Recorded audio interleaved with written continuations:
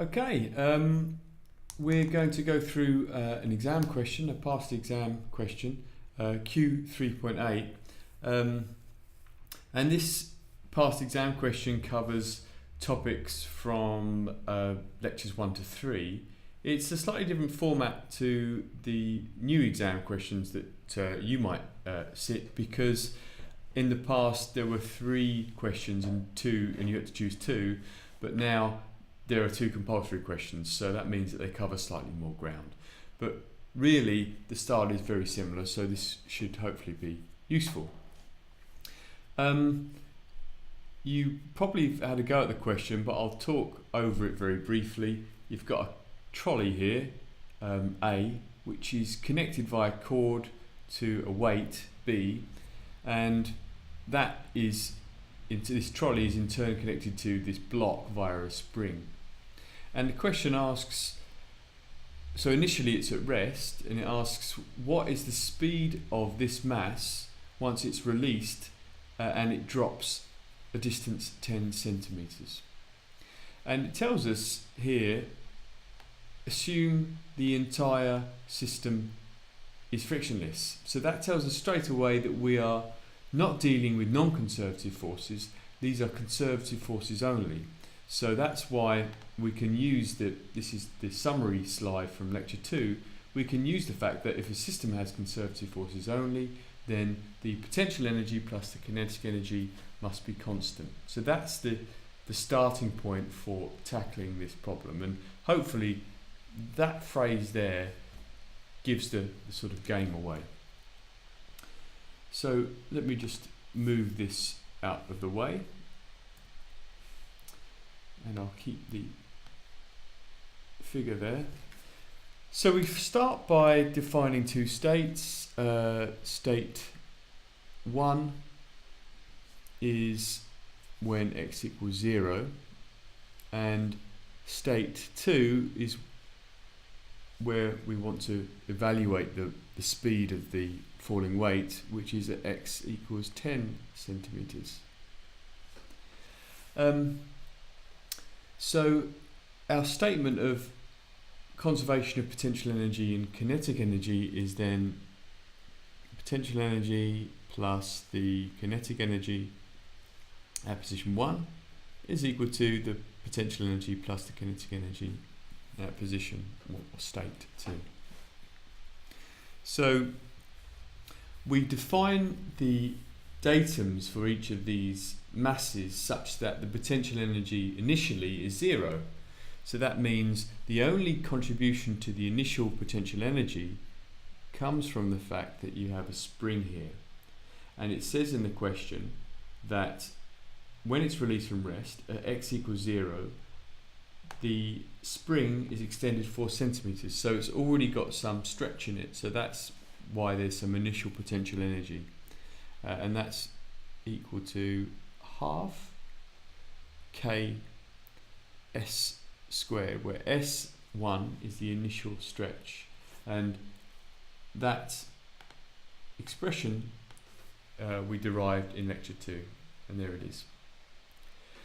So let's just put some values in there from the question. The spring constant is given as 1.2 kilonewtons per meter, and the stretch is 4 centimeters initially, so this is 0.04 squared.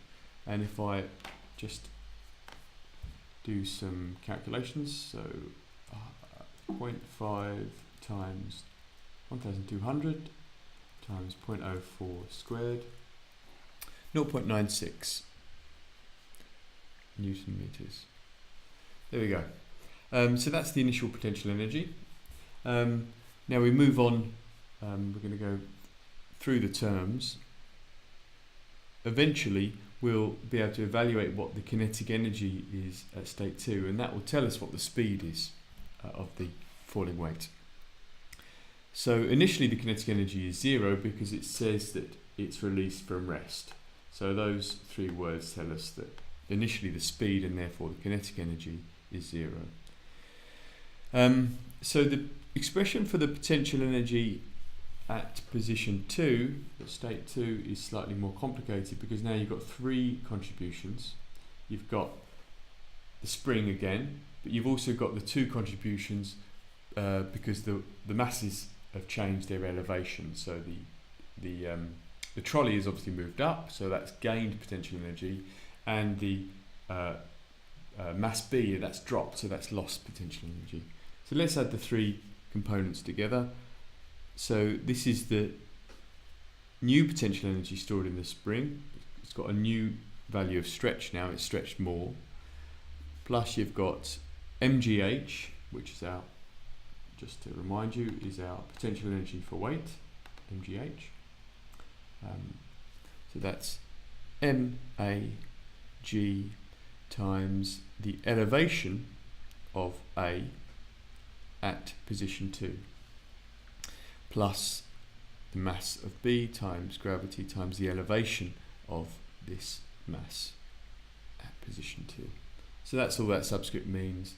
It's referring to the mass, A or B, and this is the state. So at x equals 10 centimeters, which is where we want to evaluate it.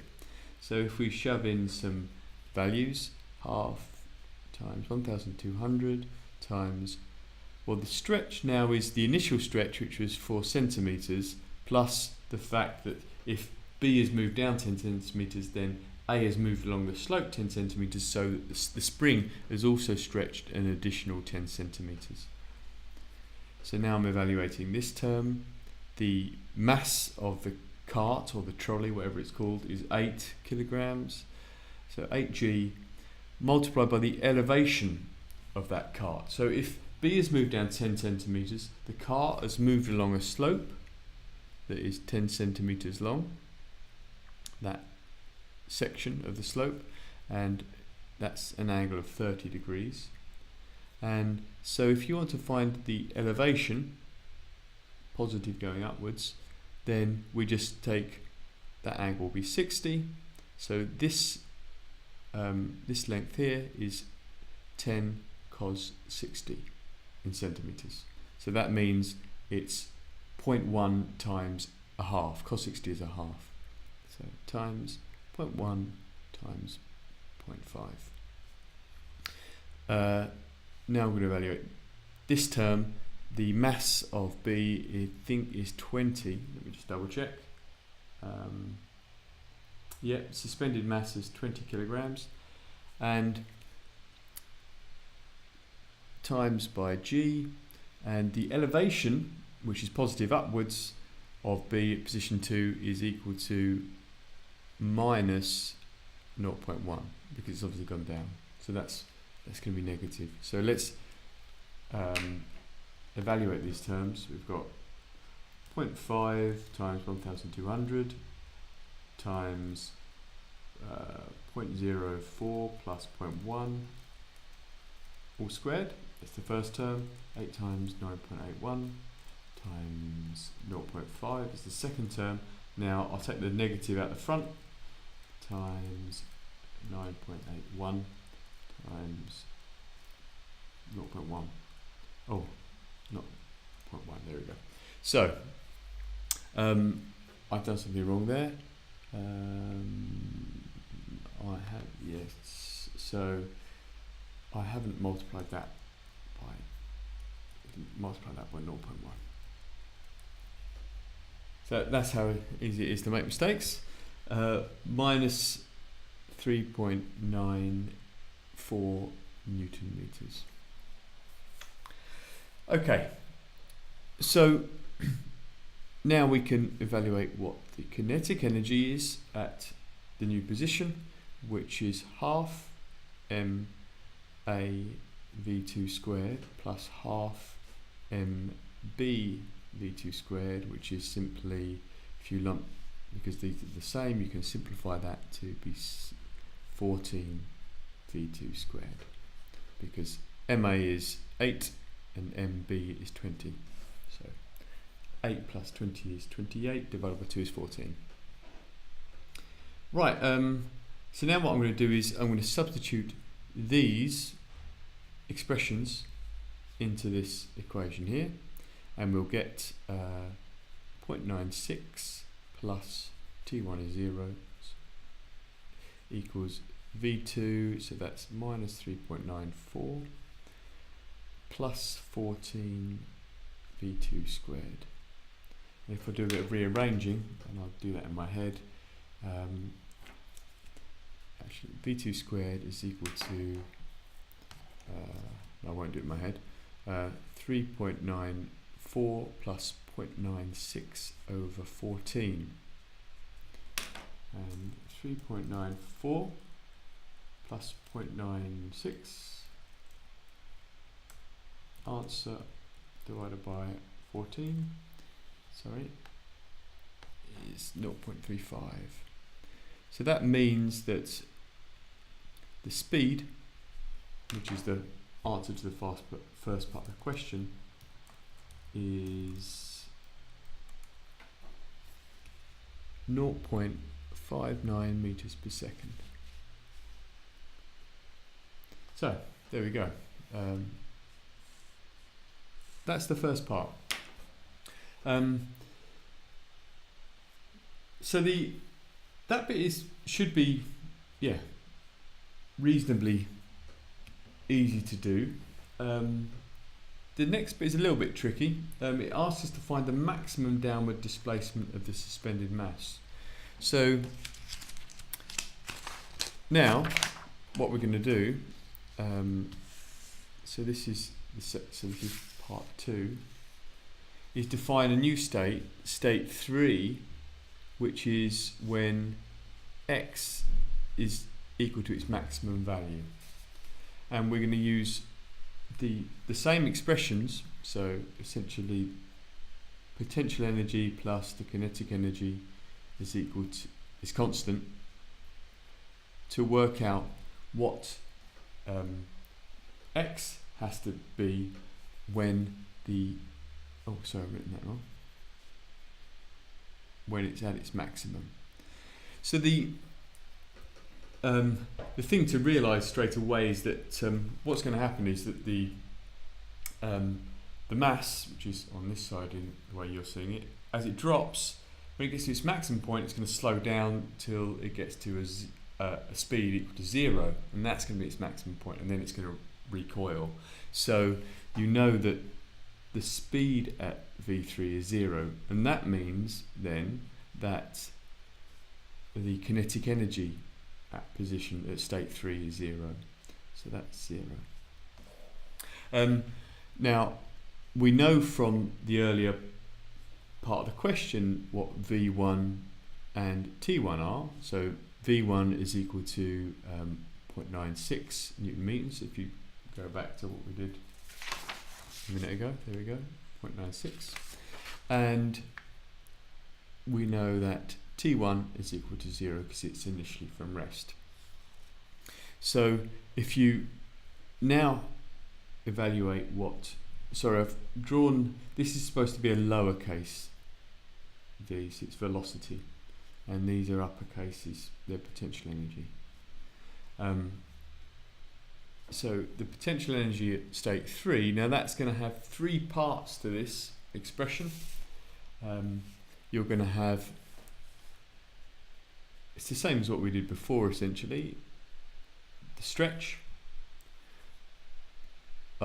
squared times the spring constant divided by 2 for the spring potential energy. Then you've got the potential energy of the 2 masses.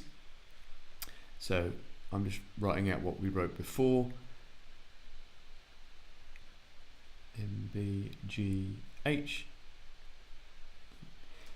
Now we can substitute in expressions for S and the 2 H's, the 2 elevations, in terms of this unknown X, so X subscript M, which is the maximum X. So I'll do that. So let me move over here a bit. Half K 0.04, so that's the initial stretch, plus whatever it eventually stretches to at its maximum point. Then you have the same here, and we established that that's going to be cos 60 times however far it stretches because that's how far it will move along the slope, so xm. So if you remember, we just did this, so if that distance now is not 10, it's xm, then this is going to be xm cos 60. And then we've got minus mbg xm. So obviously the potential decreases in proportion to how far it's gone down. Now we can expand that out, and I'm not going to take you through all the pain, but do it and just double check that I've done it right. I should have done. So 0.96 plus 600 xm squared plus 48 xm. So that's me just expanding that out. And it's no coincidence that this 0.96 is there again, because it comes from the initial stretch contribution to the potential energy of the spring. And I'll continue, so that's 8 times g times cos 60 times xm, which turns out to be 8 times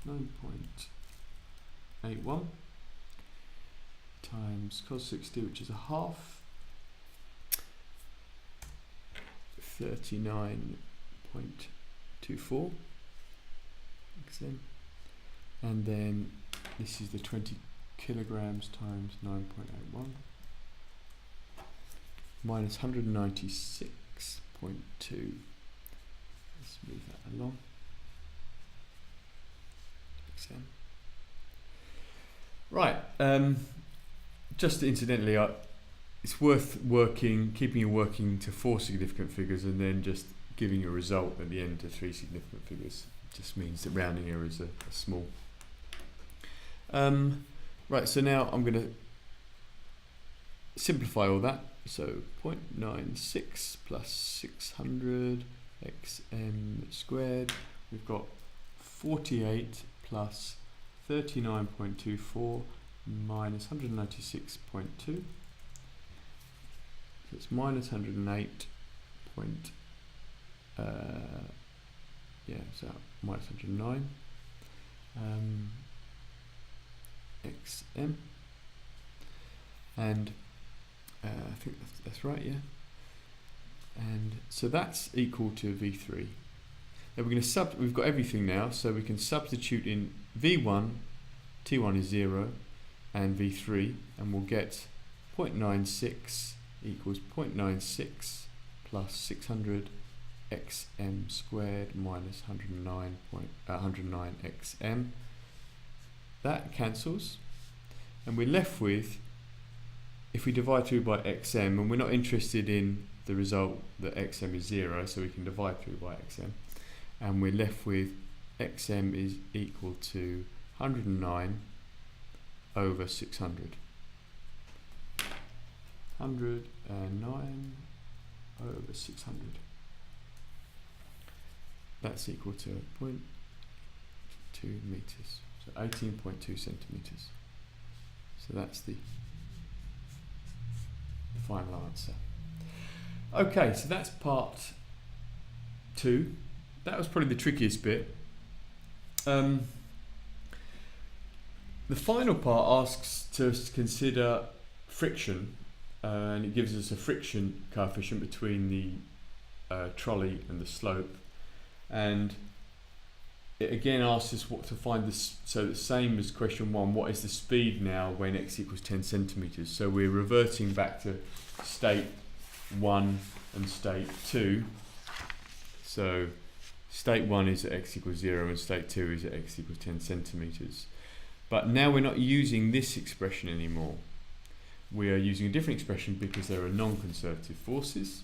And if you go to lecture 3, we've got this, so potential energy plus kinetic energy plus the work done by non-conservative forces.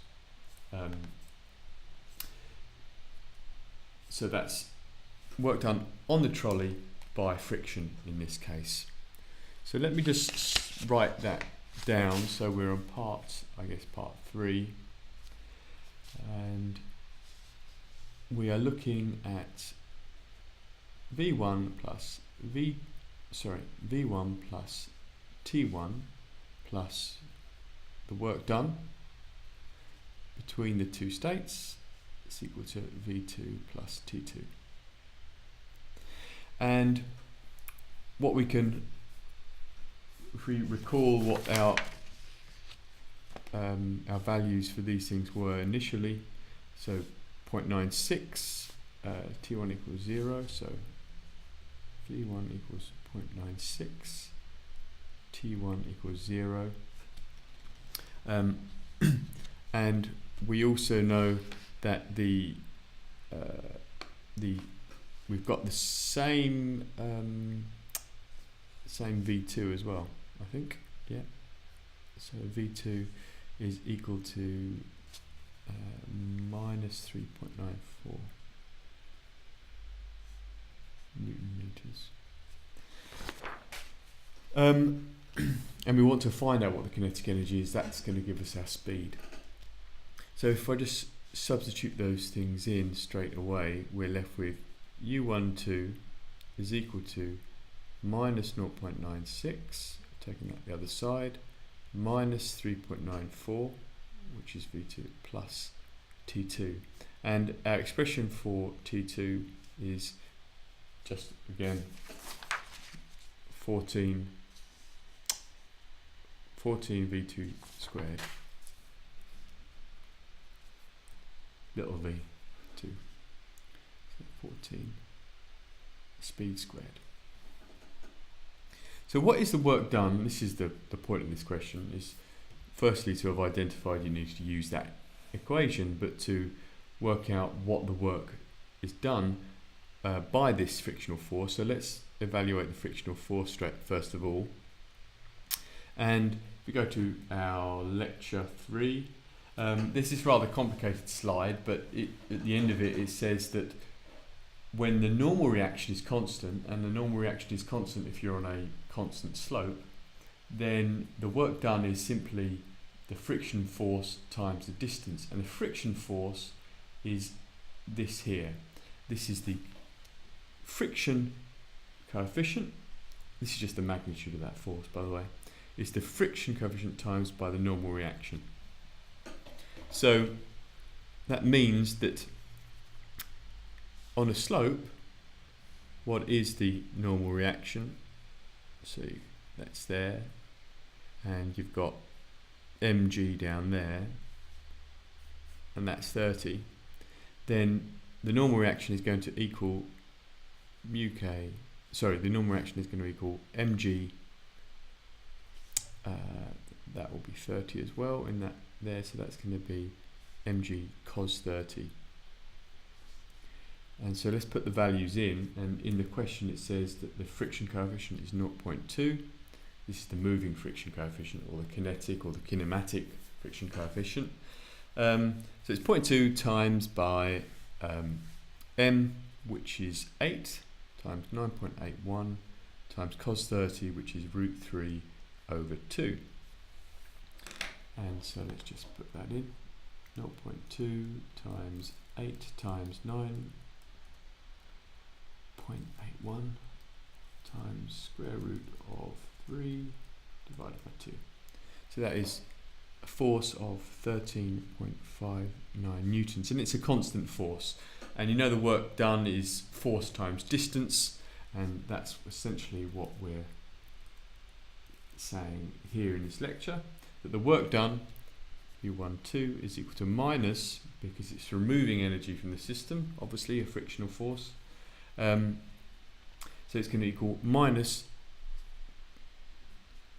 F subscript friction times by the distance. I've used delta S in the notes, but that just means the change in position. So for this problem where it's moved 10 centimeters, it's going to be minus 13.59 times by 0.1, which is equal to minus 1.36 Newton meters. So we now have everything. We can just substitute that into there, and we'll get minus 1.36 to let me do some rearrangement. So plus 0.96 plus 3.94. I'm just rearranging this. Equals speed squared. So minus 1.36 plus 0.96 plus 3.94.